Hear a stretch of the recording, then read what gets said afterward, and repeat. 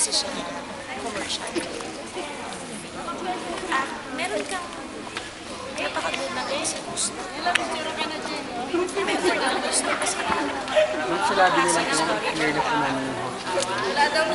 Sila doon si Reta. di ba ang saya? Di ba ang saya na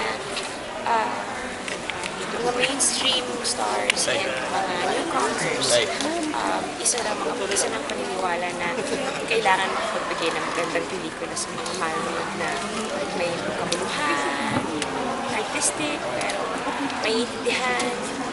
Mas nakakatuwa, napaka-healthy para sa industry. Ano yung learnings mo dito sa Cinemalaya ngayon? Siyempre katatapos na yung promotion.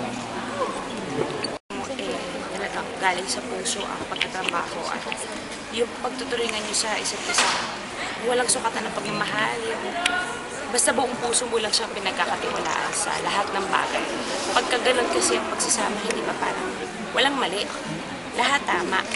At supportado ka sa Sapura. Of course! Oo naman. Sumunod siya. Direct sa interview, it was an answer prayer na tinanggap mo lang. Hindi ko naman siya hihindian at kung hindi naman ako ang sinabihan niyang gumanap dito sa pelikula, baka nagmanikigod pa ako sa kanya para isali niya ako sa pelikula. Kasi napag-usapan namin to hindi naman hindi naman tumagal ng taon, pero alam ko kung ginagawa pa lang namin yung House of Family, mabanggit niya na ito sa akin.